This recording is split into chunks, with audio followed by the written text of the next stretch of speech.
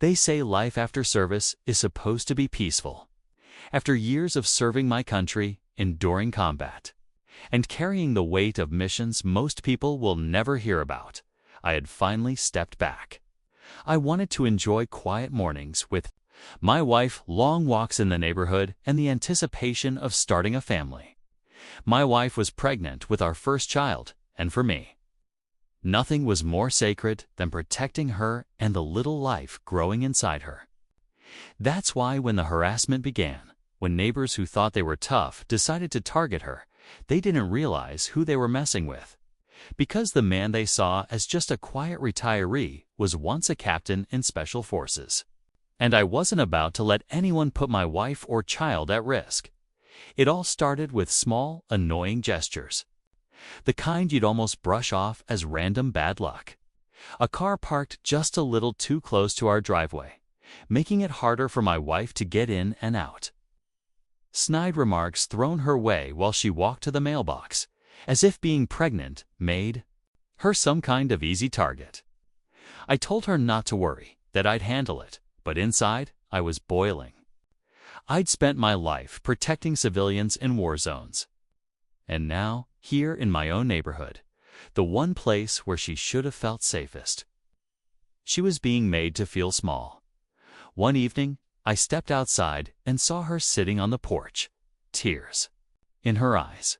My wife is strong, far stronger than she gives herself credit for, and it takes a lot to break her down. That night, she told me about the group of men down the street, how they laughed at her, called her names, and even tried to block her path when she walked back home from the corner store. Something inside me snapped. You see, I may have retired, but the instincts never leave you. The switch flipped, and the soldier in me came roaring back. I tried to handle it the calm way at first. The next morning, I walked over to one of them, introduced myself, and told him politely but firmly to leave my wife alone. He smirked. That smirk told me everything I needed to know. He thought I was just another suburban man, powerless, someone who couldn't possibly stand up to him. He didn't know who I was. He didn't know the years I spent commanding men in the most dangerous corners of the world, or the training that sharpened every sense in my body. He didn't know that the man standing in front of him had been through things he couldn't imagine. Days later, the harassment escalated. One of them followed her car down the street, revving his engine. Behind her, trying to scare her. She called me, her voice trembling, and when she pulled into the driveway, I was waiting. My eyes locked with his as he sped away. At that moment, I made a decision. Enough was enough. I wasn't just going to warn them anymore. I was going to end this. But here's the thing. Ending it didn't mean losing control. I've learned, in my years of service, that true power is not about rage. It's about strategy. You don't storm into a situation blind. You watch, you listen, you wait, and then you strike at the exact right moment. So, I started observing. Every night, I sat quietly in the shadows of my porch, watching their routines, memorizing their patterns. I didn't need weapons, my mind and training were the sharpest weapons I owned. One night, around midnight, I saw them gathered outside their house. They were laughing, loud and drunk. That's when I walked over. I didn't shout, I didn't posture. I simply told them this was their last chance. That if they ever came near my wife again, there would be consequences they couldn't even begin to understand. For a moment, they went silent. Then one of them, the leader, stepped forward and said, "Or what, old man?" And that's when I smiled. Because the truth is, when you've been in the situations I've been in, intimidation doesn't work on you. These men had no idea the storm they were calling down on themselves. I leaned in, lowered my voice, and said, "Try me." That moment was the hook. The shift where things started to unravel for them. They thought this was just some game. But I was about to show them the reality of what happens when you push too far. I didn't need to throw a punch. Not yet. Because sometimes the most dangerous man is the one who doesn't need to raise his hand. When I walked back home, I saw my wife standing at the door, her hand resting on her belly. Her eyes searched mine, and I nodded. She knew I had made my stand. But what came next would test me in ways I hadn't expected, because the harassment wasn't over. Not yet. They were about to push things further, and when they did, they would find themselves face to face with a man who had spent his life preparing for moments exactly like this, and that is where the real battle began. The night air was cold, but my blood ran hotter than fire. Watching them circle my car with that bat, I knew the choice was gone. They had made their move, and now it was my turn. Quietly, I opened the door, stepping out with the same controlled precision I had practiced for years in the field.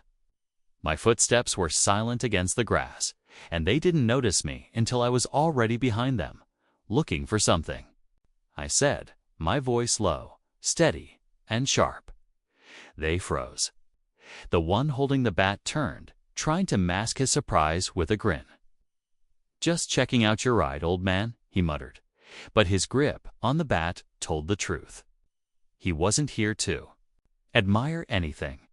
He was here to destroy, to send a message. I stepped closer, locking eyes with him. "Drop it," I said.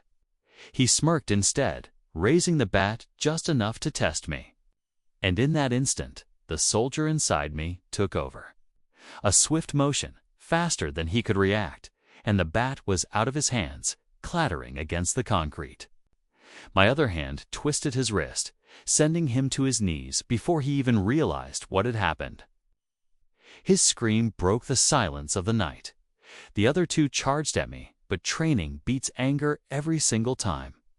One swung wildly, and I sidestepped, letting his momentum carry him past me before sending him face first into the hood of my car. The third hesitated, fear flickering in his eyes, but desperation made him lunge anyway. I stopped him cold with a strike to his midsection, dropping him to the ground, gasping for air. It was over in less than 30 seconds. Years of discipline, combat, and survival don't vanish with age. They live inside you, waiting like a coiled spring. These boys thought they were predators, but they had just run headfirst into a man who had lived through real battlefields. I stood over them, my breath steady, my voice calm but commanding. "Listen to me, because this is the last time I'll say it. You come near my wife again. You come near my home. You even so much as look at my family. And I will make sure you regret it for the rest of your lives. Do you understand?" They nodded quickly, the arrogance stripped from their faces, replaced with pure fear. I released the one I had pinned, and they scrambled together, helping each other limp toward their car. Tires screeched as they sped off into the night, vanishing like the cowards they were. I stood there for a long moment, letting the silence settle again. My hands weren't shaking. My heart wasn't racing. I was calm, the same calm I had felt in the middle of firefights overseas, except this time it wasn't about defending my country. It was about defending the only thing that mattered more than my own life, my family. When I walked back inside, my wife was waiting, her eyes wide with both fear and relief. She had heard the commotion, seen enough through the window to know what had happened. I held her close, whispering that it was over, that she was safe. She pressed her hand against her stomach, and I felt the weight of what we were truly fighting for, a future for our child. Over the next weeks, the neighborhood was quiet. Too quiet, almost, but this time, it was the kind of quiet I welcomed. The men never came back. Word must have spread because their house emptied out soon after. The cars, the noise, the trouble, all gone. For the first time in months, my wife and I could breathe, but I never let my guard down again. Being a soldier teaches you something about life. Peace isn't given, it's defended. And sometimes the battle comes to your doorstep, whether you ask for it or not. I hadn't wanted to fight, I wanted to retire, to live quietly, to raise a family. But when pushed, I did what I had to do. And if I had to, I'd do it all again. Years later, when my child is old enough to understand, I'll tell them this story. Not to glorify violence, not to scare them, but to teach them one simple truth. There are moments in life when you have to stand up, when fear can't be allowed to win, when protecting the people you love matters more than anything else. That night reminded me of who I was, of who I still am, even after the uniform is folded away and the medals gather dust. I am a protector. I am a husband. I am a father. And for my family, I will always be ready. So if you ever wonder how far a man will go when his family is threatened, remember this: the fight doesn't end with retirement, with age, or with fear. The fight lives on in the heart. And when pushed to the edge, even the quietest man can become a storm. Because they harassed my pregnant wife, but what they unleashed was far more than they ever imagined. They awakened a soldier who had promised himself one thing: never again would anyone lay a hand on the people he loves, and that is a promise I will keep until my last breath. The following days carried a strange silence. Those men weren't out on their porch, and for a brief moment, I thought maybe my warning had gotten through. My wife seemed calmer too, smiling more, and I wanted to believe it was over. But I've learned that silence often means something is brewing beneath the surface. In combat, the quiet moments before a mission are always the heaviest. And sure enough, I was right. It was a Friday evening when the storm truly hit. My wife had gone out to the small grocery store 2 blocks away. She liked walking there, getting some fresh air and stretching her legs despite her pregnancy. I usually went with her, but that night I was fixing something in the garage when she decided to go on her own. 10 minutes later, I got a call. Her voice shook as she whispered that they were outside the store, circling her like predators. My heart dropped, and in an instant, every muscle in my body went into mission mode. I told her to stay inside the store no matter what, and I moved faster than I'd moved in years. Driving through the streets, I felt that old fire rise up again, the same fire that carried me through countless operations overseas. When I arrived, I saw them. 3 of them standing outside, laughing, their cars parked recklessly. They weren't just harassing her now. They were escalating, and that made this personal in a way they couldn't comprehend. I parked across the street and walked straight toward them. My wife was inside, her hands pressed against the glass, fear in her eyes. That image burned into me like nothing else ever had. As I approached, one of the men shouted, "Look who's here, the old soldier." They laughed, but their laughter only fueled me. I didn't shout. I didn't lose control. Instead, I stood right in the center of them and said, "This ends tonight." For a moment, there was silence. Then the leader, the one who had smirked at me before, stepped closer. He thought he was intimidating, towering over me with his bulk and his arrogance. But intimidation only works on people who fear you. And fear is something I left behind a long time ago. He shoved my shoulder, testing me, and that was his mistake. With one simple move, I twisted his arm and dropped him to the ground before the others could react. My training wasn't about showing off. It was about efficiency. One strike, one motion, neutralized the threat. The other 2 froze. They weren't expecting me to be fast, precise, and calm. I looked at them and said, "Take him and leave. Now?" My voice wasn't loud, but it was sharp, cutting through the air like a blade. They grabbed their friend, cursing under their breath, and stumbled back to their cars. As they sped off, I turned toward the store. My wife rushed out, tears in her eyes, and I wrapped my arms around her. She was safe for now, but I knew this wasn't the end. Men like that don't back down after being humiliated. They stew.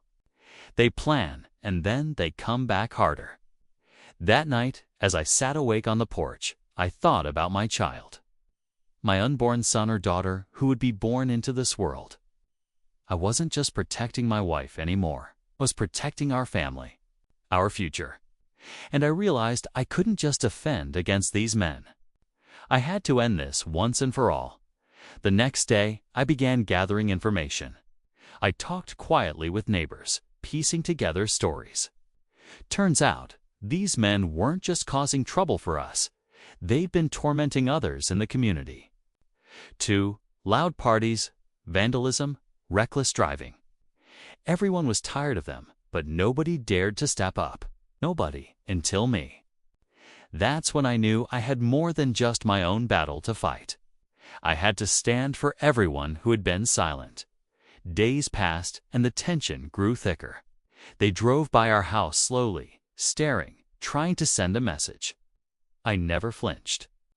I'd stand outside, arms crossed, meeting their gaze until they finally sped away. It was a game of nerves now, and I had more patience than they could ever imagine. My wife worried, but I told her the truth. I wasn't afraid of them. I had faced worse men in darker places. These were amateurs playing a game they didn't understand. But then came the night everything exploded. I was asleep when a noise outside jolted me awake. The sound of footsteps, of whispers, of movement near the porch. My instincts kicked in instantly. I moved silently the way I had been trained and peered through the window. There they were, 3 shadows moving near my car, one of them holding a bat. That was it. The line had been crossed. They weren't just harassing anymore. They were trespassing, threatening, trying to destroy what was mine. And that night, they were about to learn exactly who I was. Because when you push a man too far, when you threaten his family, you don't get the quiet retiree. You get the soldier. You get the captain. And you get the storm. And that's where things would turn deadly serious.